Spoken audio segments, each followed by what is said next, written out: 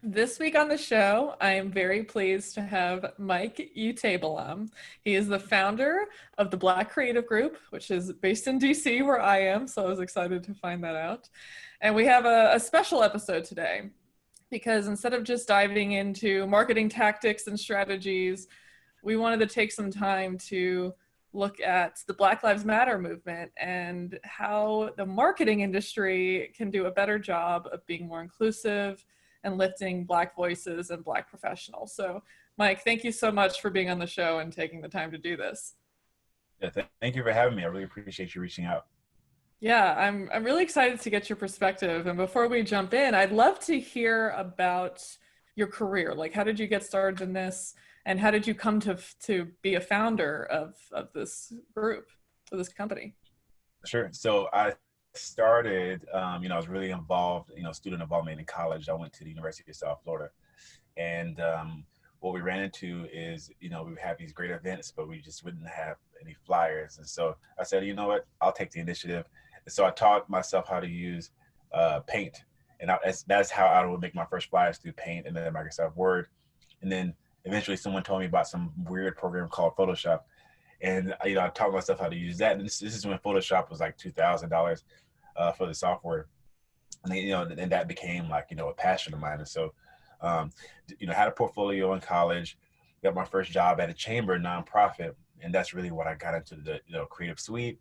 And really, we work in nonprofits, you're kind of like a master of several different areas. So you're not just a graphic designer, you're also an event promoter.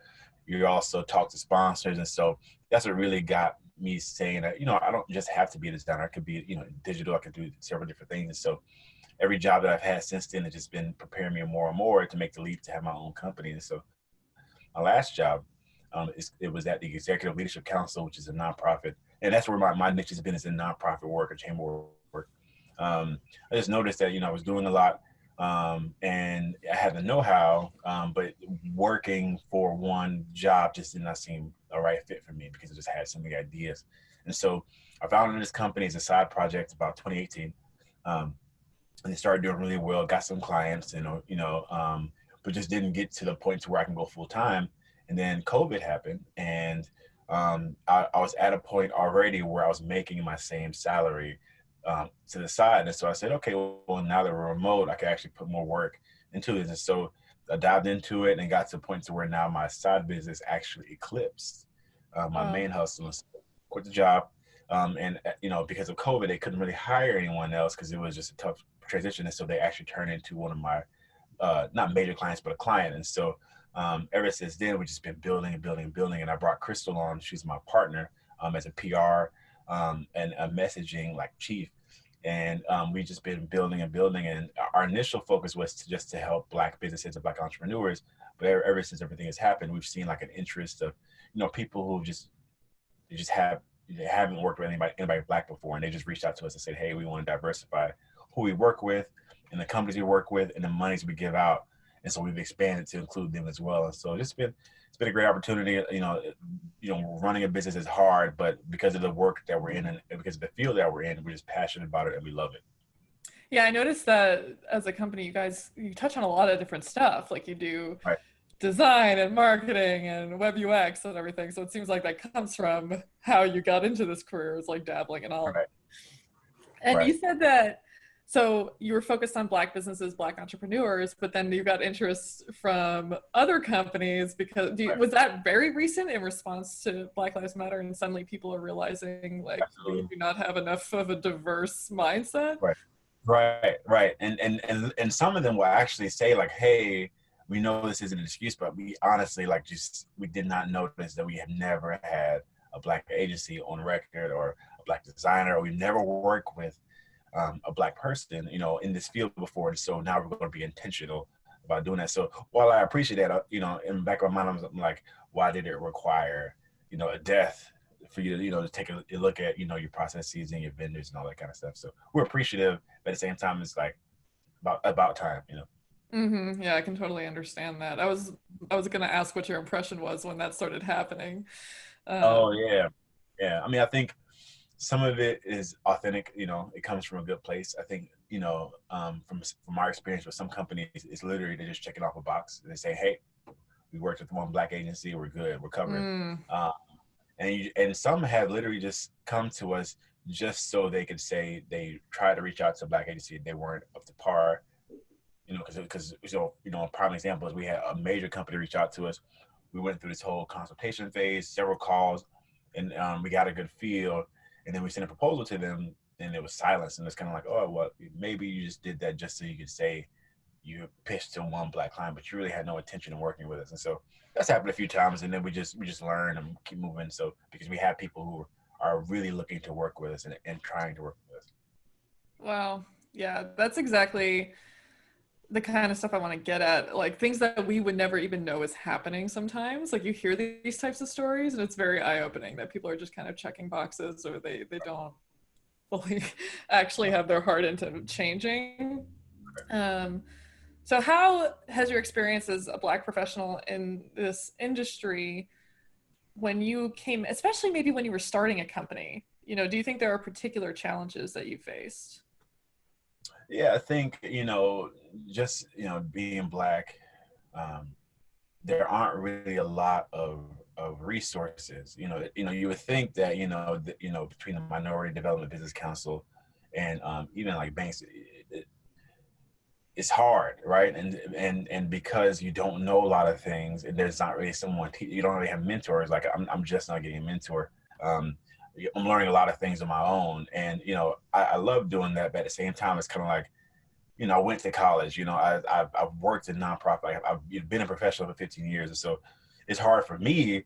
How is it for the professional that doesn't have a college experience, or doesn't know these things, and is struggling to get funding, has a great idea but can't get funding. So I always think about that in the back of my mind, like while I'm struggling, I have the experience to where I can speak to, but what about the people that don't have the experience and looking to go out on their own? It's hard. It's hard. And so I wish that there were one, more like business development resources available, readily available to Black businesses. And I'm starting to see them more now.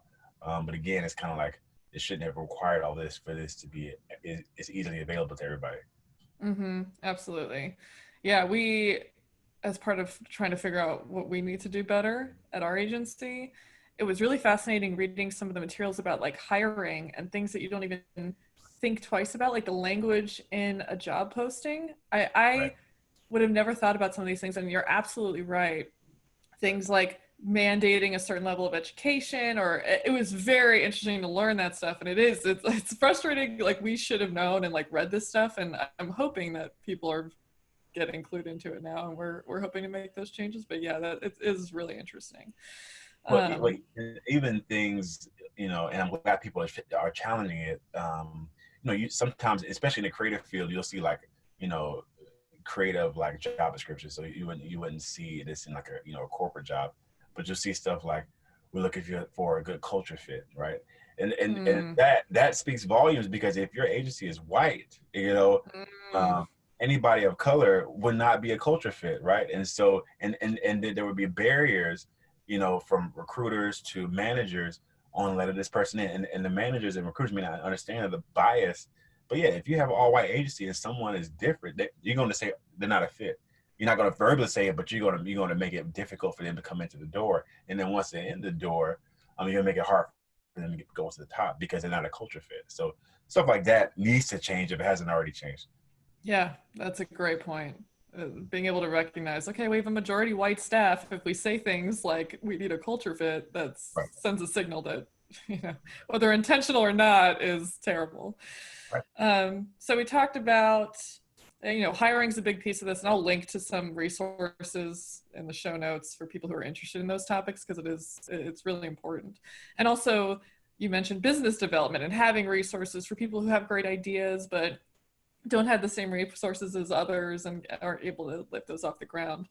Are there other aspects of, you don't just work in marketing, you work in kind of the whole creative space, but any other aspects of our industry that you think could be improved upon? Like I know going to conferences or even seeing the lists of people speaking at conferences has been overwhelmingly white for a long time. And I think recently people are trying to get a little bit better about it. Um, So what are your thoughts on that and just like representation and like the thought leadership realm?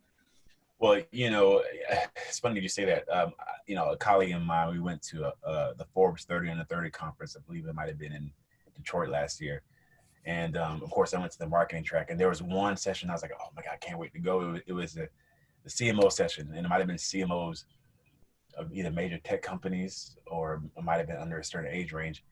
And we get there, and we look at the panel, and the panel's all white. And I look at my colleague who's black, and I was like, oh, "Why?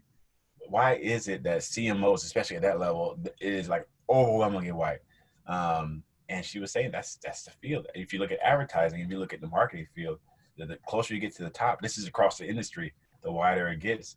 And it just really stuck with me. And then you go to conferences like Adobe Max, um, and while it is more diverse, it's not black. And so what you've seen is you've seen companies and small organizations say, "Hey, we're going to create a conference specifically for black people." While like Afrotech, even some of Bradley's conferences, and while that is great, we need to get to a point to where these major conferences are more inclusive. And so if Adobe Max is going to have a conference or a virtual conference, a specific amount of those speakers needs to be black, and not like of color, which some people use to, hide the fact that, while it is diverse, there's no emphasis on black. I feel like companies need to say, no, we need this many black influencers, black advertisers, black marketers to be on our panels. So the representation is actually true. And so that's what I want to see at conferences. So more representation, excuse me, and then just better recruiting. And so, you know that your advertisers, your marketers are white. And so what are you doing to go to HBCUs or smaller companies to say, "Hey, we would love to get more, black people to attend our conferences. What can we do? What incentives can we do to make sure that you get here?" Because when I went to Adobe Max, this is about 5 years ago, my company paid for it, and the ticket was like thousands of dollars. And then you have to get to California to pay for a hotel, which is a couple of thousand. So I think Right. the total package might have been 5,000. And again, I was fortunate enough to be in a job that said it will invest. But thinking about everyone else, that can't, and they're missing out on experience and on skills and what they need to be successful, but they can't afford to go to Adobe Max. So I just like to see, what programs they have, so for black students, for black creatives.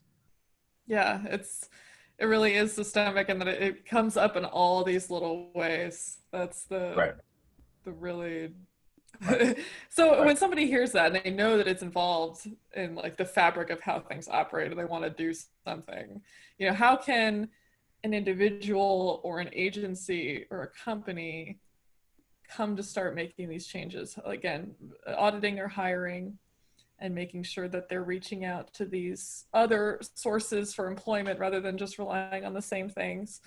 Is there anything else that people should be cognizant of, or how they can educate themselves, or anything that you suggest to marketers out there who are listening to this? They're like, yeah, I should probably educate myself more or get more involved. Yeah, I would say, the first is it's not the onus of black people to educate, and I've said that, for the past couple of months, with the whole George Floyd thing happened, people reached out and they were like, "Hey, how can we be a better ally?" And my first thing was like, "Well, do the research because it's not my Mm-hmm. job to give you the roadmap." Um, so if it's coming from a good place, that shouldn't offend you. That should be like, that's an invitation to say, "Hey, I'd love to work with you, but meet me here first, and then let's have the conversation." And then, for companies, you really have to be intentional and unapologetic. And it's going to rub a few people the wrong way to say, "Hey, 20% of our new hires must be black." And then in order for that to happen, you have to tie it to the business. And so you say, 20% of the new hires must be black. If this doesn't happen, I'm taking it out of your bonus. I'm affecting your pocket to ensure that this will happen. And not only that, 20% that come in here will be black. That means 5 years from now, in the C-suite, we must have one black person. And so it has to be like systemic. It has to be like eventual. But if you have these parameters, you will see a change through the pipeline. But you have to say, today, this is what we're going to do over the next 3 or 5 years. Like, what's your plan? Like, it's no longer effective enough to say, we stand for Black lives. Great. You know, what are you going to do to fix the situation in your industry, in your job, to fix, the whiteness that we see, across all industries? That's great. Is the Did you create the Black Creative Group in response to all of these issues that you saw? So wanting to have a company that was Black owned and, you know, Black employees and supporting Black businesses, was this trying to compensate for the industry that was kind of failing? Right, right. Yeah. What we noticed was, and Crystal's my partner. She works for the U.S. Black Chambers, and I worked for a Black nonprofit. And what we just noticed was we run into a lot of like really great Black business entrepreneurs or owners, but they just don't have the resources to really promote themselves, or they don't have like the $10,000 that is needed to really do a true campaign. So we said, well, we have the expertise. How can we help you get to the point to where you can scale to get to that level? And so that's essentially why we started it. We wanted to create something for our own people. Mm. And of course, like, we've expanded since then. But that's the core. That's at the core of our business, is to help Black entrepreneurs with marketing services to get them to the level to where they could compete with their counterparts of other races. Right. When you say business resources, just again, in case people are listening and they want to provide these types of things, do you have any thoughts on what kind of resources would be really useful that maybe other professionals can rally together and create? Mhm. Well, and I'm sure this exists, but just like an incubator, right? And when you hear incubator, you think of tech, you think of like Yeah. these, you don't think of creative, right? And so maybe an incubator for creative industries, or even for like small mom and pop restaurants that have to go virtual now because of COVID, right? How can these companies, knowing that they have like at max a $2,000 budget to get things done, what can we do to provide them with the resources they need to scale, or to move to a virtual experience to where they can still receive some revenue, because the customers haven't gone anywhere, but they're just not out. Nobody's walking into your store now, but they're still online. So what can we create as businesses to help these small businesses? So that may be like a major bank saying, hey, we're going to sponsor this program, and we're going to focus on companies that are at this revenue level, which may be below Mhm. what we see in the industry. And that's really where we want to be in a few years. We want to be able to say, we have this program for small Black businesses.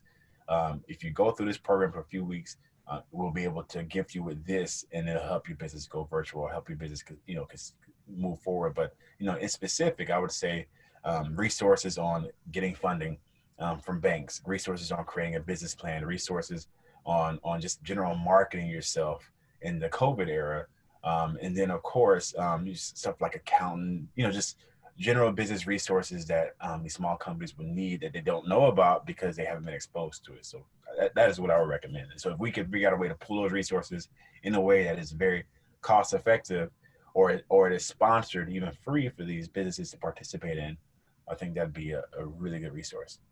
Yeah, those are great suggestions. I love that. And again, it's stuff that, you know, if you are privileged and you're just kind of like cruising through life, you wouldn't even Right. think that Right. people don't have access to this type of stuff. Is and, there and, anything? and even working for a company, there's a lot of things you take for granted. And so, I just remember, during the whole Obamacare thing, that kind of like went in one ear and out the other, because I had a job who provided me with insurance. But now that I'm on my own, I'm like, oh, Mm, and so, you start to see like the cost of things and the true cost of things. And I can see how, if a company is like, if the government is like, you must provide insurance for all your employees, I can see how they'd be like, well, I'm going to get rid of my employees because I literally cannot afford to pay the insurance and continue running my business. And so it's a lot that I'm starting to realize and understand as I'm older and as I'm a business owner, just for resources that small businesses need. hmm. Yeah, that's great. Is there anything that you wish that I asked, or anything that I've missed that you think is important for marketers to know? I would say, for marketers, and it just depends on your field. Have you ever, one, promoted a product to the Black community? Or have you ever challenged, have you ever been in a room full of non-Black people? Have you ever said, hey, we need representation in this room? Has everybody ever stopped up and raised their hand and said, we are running a massive campaign and there's no Black representation in this room? We need it, and if not, if you haven't checked that, and then, if you have a seat at the table in the room, you need to say something. You need to speak up, because you know, as you've seen over the past couple of years, some of these major corporations, they release these ad campaigns and you could just tell that there was nobody, well, black in the room. And if they were black, they had no power to say anything. And so just, you know, just be intentional. If you're ever in a room, you don't see representation, and it's not just black people. If you don't see any Latino representation, any Asian representation, you speak up, because now this is group think, and like you're not bringing different diverse voices into the room. And as you know, that means your advertising isn't as effective. And that's really powerful what you said, that even if they're in the room, that doesn't mean that they feel like they're empowered to say something. Right. Right. There's a meme that's going around, and it has like a band-aid over a crack on the concrete. And the caption goes, "This is a company hiring a chief diversity officer to fix systemic racism." And it's true, right? So, you know, the chief diversity officers of these companies, even these agencies, are overwhelmingly black or of color, but it's a very powerless position, right? And so you're leaving it. You're essentially saying, this $1 billion company, I'm going to hire one person to fix the systemic issues in my company, but I'm not going to give them any power, and I'm going to essentially make it so difficult for them that they will leave within the next 2-3 years, and they will eliminate the position. But at least we say, hey, we tried and it didn't work out, right? And so just need to be more intentional. You must be intentional. Yeah, that really illustrates kind of like the overall problem, like that example, like in terms of the workforce, like, okay, we're gonna, like you said, checkbox, we tried it and that's it, rather than, because I think what a lot of people are afraid of, and honestly what I've been afraid of in the past, is making a mistake. So people just don't do anything, or they just decide it's not their problem, Right. rather than, okay, we're going to actually try to make these changes. It's probably going to be difficult, like for some people, and it's not going to be easy, but it's the actual work that has to be done. Right. Right. I think that's, you know, the downside of cancel culture is, you know, people really aren't allowed to be wrong or make mistakes, and it's without like getting blasted. And I get the frustration of like, hey, we've been saying this for like years. Mm-hmm. How are you getting it wrong? Um, but you have to put it out there, and people are going to bash you. You're going to have people that says, you know, why did it take you so long? And then you just keep pushing forward. You must keep pushing forward. You got to put yourself out there, because we're expected to do that. We're expected to, you know, when it comes to companies, like we are expected to constantly put ourselves out there and work twice as hard. So why can't other people do it as well? Right. When you're able to make that comparison, which people never do, like, Right. wow, how much have Black people had to deal with in these situations, and we are like nervous just because one person says you haven't done that, you should have known this before, and then we immediately freeze and stop. Right. It's, Right. yeah, it's, Right. it's definitely interesting and something that we need to get over. Frankly. Right. Right. And I think another thing in general, you know, is um, you know, with hiring practices, and even promotion practices, you know, there are a few studies I've read about, this is mainly corporate America, when it comes down to hiring, for example, a CEO, if it's a white candidate, the white candidate can if there are 5 qualities to have, the white candidate can have 3 of the 5 and make it to the top. The black candidate must have 5 to even be considered, right? And we see this not at the CEO level, but at several different levels, even below the CEO. It pretty much says that the black candidate must be perfect in order to be considered. The white candidate or non-black candidate can be missing several key experience points and still make it. And so I think we have to change that. And if you see someone of color that is talented but they're missing something, give them a chance. You know, give them a chance. Give them, you know, put them on a probationary period, let them prove themselves, because you have no idea what they can do with that position. You know, in any job, any position that's on the job training, they're not going to have everything. And even if they do have everything, you still have to teach them, you know, how to do it at this company.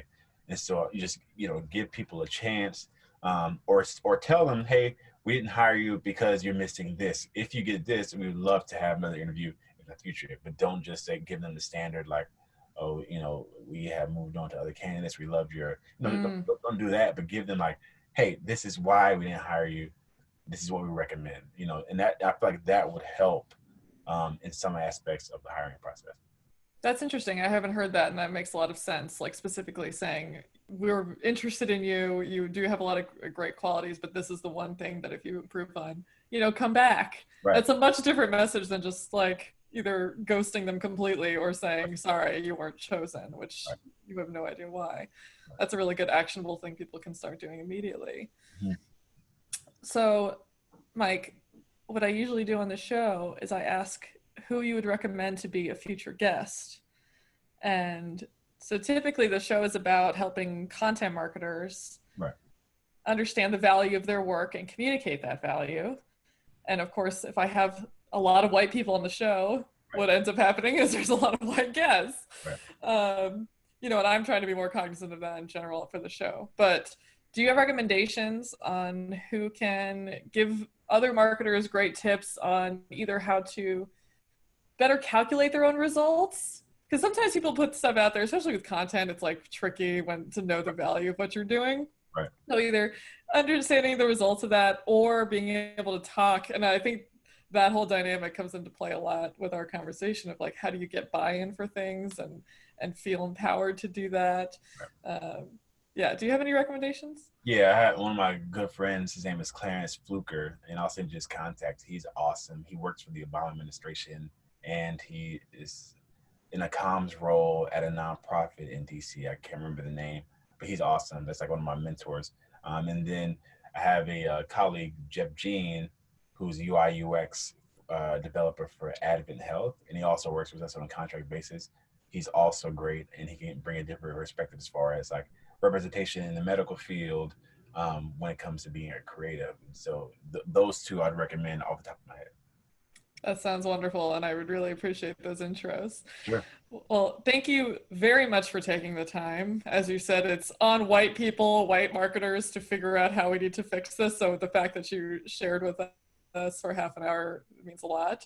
And I will include a bunch of links in the show notes for people who are interested in these various topics, whether it's hiring or, what have you, business development. But thank you so much for being on the show, Mike. Thank you for having me. I really appreciate the opportunity.